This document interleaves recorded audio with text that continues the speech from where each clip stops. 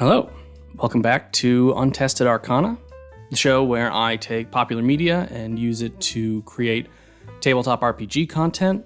For now, that just means 5th edition subclasses, but hopefully in the future, we'll branch out to more stuff.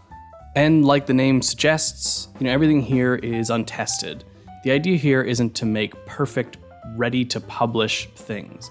It's to make that first draft that you bring to the table, you bring to your DM, to see if it works.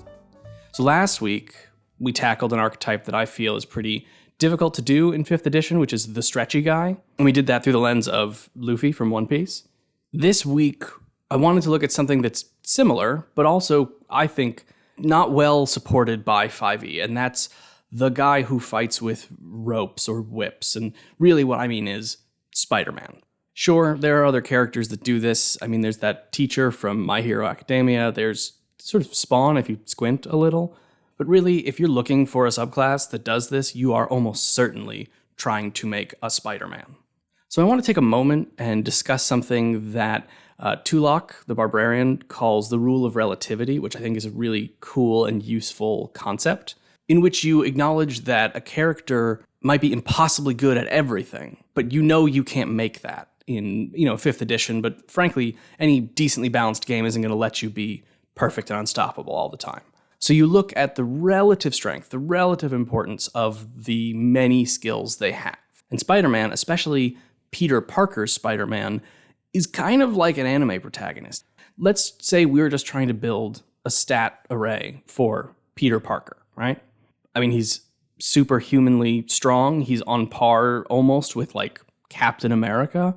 So that's beyond 20. I'm going to give him a 22 in strength. He's not the Hulk. He's not necessarily the strongest character around, but he is ridiculously strong. Dexterity, that's a 24. That is as high as a stat can get under normal circumstances in D&D. And it makes sense. Dexterity is probably Spider-Man's defining trait. He is the most acrobatic, evasive, jumpin', flippin', whatever character there is. Then Constitution. Let's call it a 20. He is very strong, very tough, but again, he's not like Wolverine. He's not healing himself, but still, peak toughness. Soft stats, intelligence. He's a super genius. He's one of those Marvel all-purpose geniuses. He can do everything. I'll call it a 20 because, again, he's not like a Professor X. He doesn't have mind powers, but he is certainly in the top tier of intelligent beings on Earth in the Marvel Universe. Wisdom, I'm also making that a 24. He has precognitive danger sense. He has unbelievable perception. Again, like dexterity, I think that is his defining trait, so I want to make that as high as possible. And finally, at long last, something he's not that good at, charisma. I'll give him an 8 in charisma. Peter Parker is frequently depicted as kind of a friendless nerd, so we're gonna call that an 8. So at least that's reasonable. But look at this stat spread. This is ridiculous. You can't make a character that has this. And even if you could, would anyone want to play at a table with that? So instead, we're going to look at the relative importance of these things. And we're going to take these stats, and we're just going to put them in order from highest to lowest, which gives us dexterity, wisdom, strength, constitution, intelligence, charisma.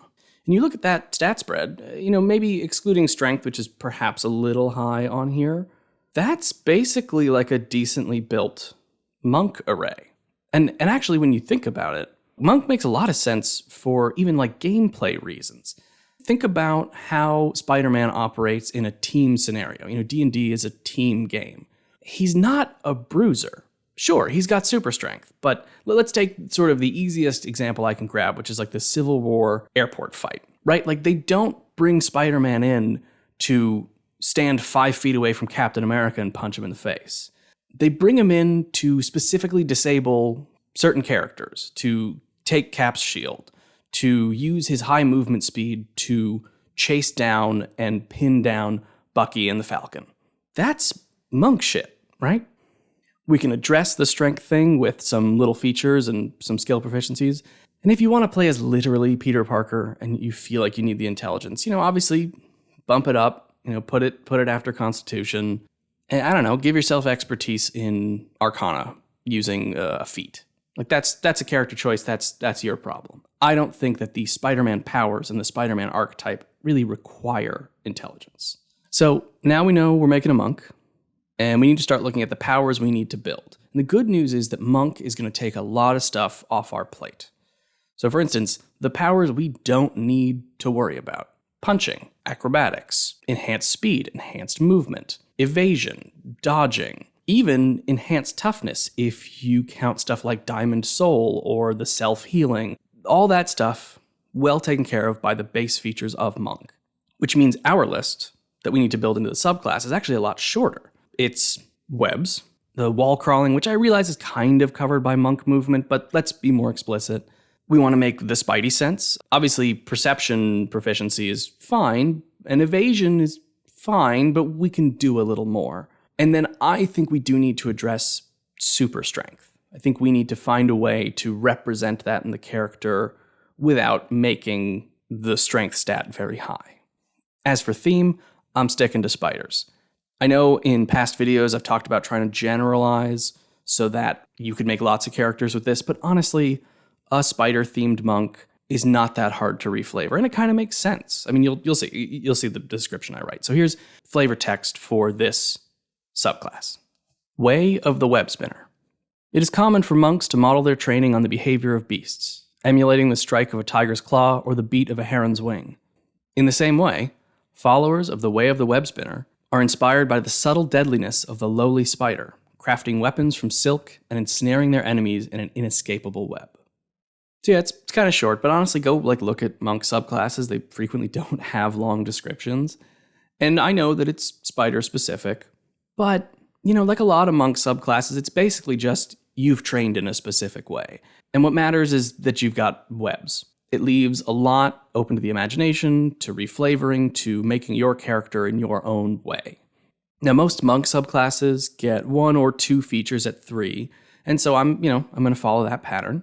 And so our first feature is Aspect of the Arachnid. Beginning at 3rd level, your training grants you the unusual strength of the spider. Your carrying capacity is doubled, and you gain a climbing speed equal to your movement speed. You can also climb easily on even smooth or slippery surfaces. If you have at least one free hand, you can climb along and cling to ceilings. So this is how we're going to handle super strength. I think doubling carrying capacity is enough. It will allow you to have sort of role-play moments where you lift open a stone door because, well, your lifting capacity is huge for, a small human. And we don't really need strength for making big, impactful punches because monk makes that a dexterity thing. Oh, and there's the climbing on surfaces thing. I know that that's kind of unnecessary with how monk movement works, but this lets you cling, and I don't really think it's a big deal to give you this ability. It's not game-breaking for you to stick to a ceiling. And then for the second 3rd level feature, the real impactful one, we have Spider Silk. Also at 3rd level, you learn to weave the signature weapon of the Webspinner. You gain proficiency with Weaver's tools if you do not have it already. Over the course of an hour, you can use Weaver's tools to create a simple melee weapon that only you can wield. This whip-like weapon deals bludgeoning damage equal to your martial arts die on a hit, has the light and finesse properties, and has a melee range equal to your unarmored movement bonus, as listed on the monk table. And so that's basic web slinging. Now I realize that when you think of Spider-Man web slinging, you don't really think of it as like a impact weapon. You think more of the movement and the wrapping up. Within the realm of 5th edition combat, we do kind of need these to be weapons. I think it makes them more useful immediately. I don't want to give you this vast array of web powers at level 3. So just having a long reach weapon helps. It also helps because later you can attach things like Stunning Strike to it, and we're going to build more features that attach to the weapon attacks. The other thing is I tied the range to the unarmored movement bonus, which is totally unnecessary. I could have done what lots of subclasses and classes do, which is right out at this level it increases to 15, at this level to 20, at this level to 30, whatever.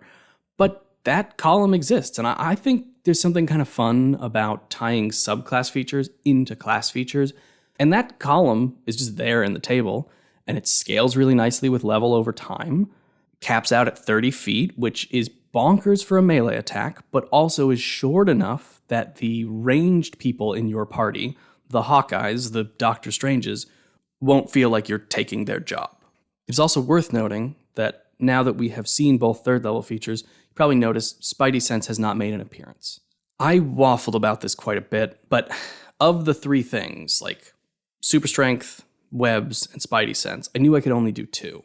And it felt like Strength and Webs were just so important that I could just leave Spidey Sense up to Perception Proficiency. And frankly, Spidey Sense is just the alert feat. You should just take the alert feat. So that being said, we move on to the 6th level, where we have the feature Strengthened Bonds.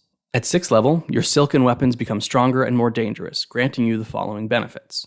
Magic Silk. Your attacks with your Spider Silk weapon count as magical for the purposes of overcoming resistance and immunity to non-magical attacks and damage. Tangling Threads. Once a turn, when you hit another creature with a melee attack using your Spider Silk weapon, you can spend 1 key point to ensnare the target in binding threads.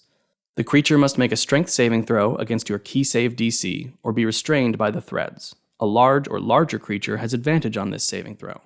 A creature restrained by the threads or one that can touch the creature can use its action to make a strength check against your key save DC. On a success, the target is freed. So, 2 things here. First one, super standard. I just stole that from Kensei.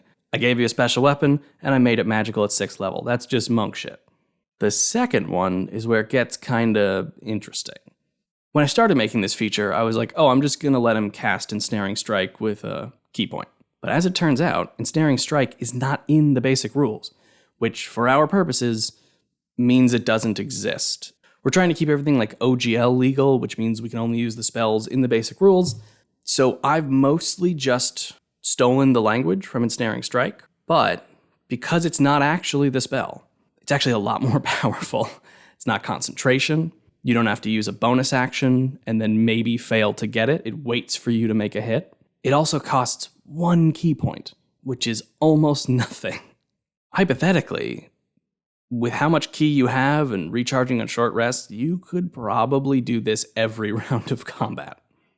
And because it's not concentration, you could hypothetically do it once a round for 6 rounds and just completely disable an entire attacking party of goblins. This is probably unbalanced, but it's also a first draft, and we're going to talk about that at the end. And so with this new tangling people up feature, we move to the 11th level feature, Web Walker. By 11th level, the battlefield is your spider web, from which no prey escapes. When you successfully restrain a creature with your tangling threads, you can immediately use a bonus action to pull on the thread, causing one of the following effects. Tripwire, the target falls prone. Fanged Approach. If the target weighs more than you, you can immediately move any number of feet directly towards the target without provoking opportunity attacks. If you end your movement within 5 feet of the target, you can spend 1 key point to make an unarmed strike against them. Predator's Pull. If the target weighs less than your carrying capacity, you can pull the target any number of feet directly towards you. If you pull them to a space within 5 feet of you, you can spend 1 key point to make an unarmed strike against them. So this is a little over the top, I will admit. But, a D&D character has to escalate. They have to grow in power, which is kind of tough because Spider-Man doesn't. He kind of just gets bitten by the spider and then can do everything from the jump. He just sort of gets better at doing it. And so I thought of the webs as basic technique, just whipping them out and hitting people. That's the weapon. Advanced technique, wrapping people up. Super advanced technique, wrapping people up and dragging them around and doing that cool elastic thing where he hits a heavy target and then slingshots himself there and kicks him in the face. Well, hold on, wait, no, I have an idea. If you had this and the Crusher feat, you could web someone, sling yourself over to them, make an unarmed strike, and then push them 5 feet and push them off a cliff. Which, that's Spider-Man shit. That's cool. Let's see how this whole thing ends. At 17th level, we get Extrasensory Advantage. At 17th level, you discover that the spider's true power comes not from its fangs, but from its extraordinary awareness. You can give yourself a bonus to your initiative rolls equal to your wisdom modifier, and no attack roll has advantage against you while you aren't incapacitated. If you've gotten this far in the video, and you're thinking to yourself, wow, that's a super lame capstone. I kind of agree. It's a little underwhelming. But go look at a lot of monk capstones. Sure, some of them are cool. The quivering palm thing is crazy powerful and bizarre. But look at Kensei Monk. They can reroll a missed attack and they get an extra weapon, which they don't need. Look at Shadow Monk. They get a slightly different way to make an opportunity attack, which that's kind of nothing. And so I just thought, like, we've been ignoring Spidey Sense because I think that evasion and perception proficiency and the alert feat pretty much covers it. But I wanted to sort of amp it up, and I think you have all the web stuff you need to be Spider-Man at this point. And I basically just stole 2 features from Rogue. The Swashbuckler's Rakish Audacity, which that's a 3rd level feature. That's not really that big a deal, but again, at this level, a monk is going to have 5 and 5. You're going to be doing plus 10 initiative. And then I took the feature from 18th level of Rogue, which is no one can have advantage against you. I mean, that's an 18th level feature. Giving it to a 17th level monk, I think, is appropriately powerful. I mean, that's a good way to look at how powerful a thing might be, is look at other classes and subclasses. Where do they get abilities with roughly the same mechanics or power? I feel like this sounds underwhelming, but for a character that is probably going to end up in melee range quite a lot, this could really be a big deal.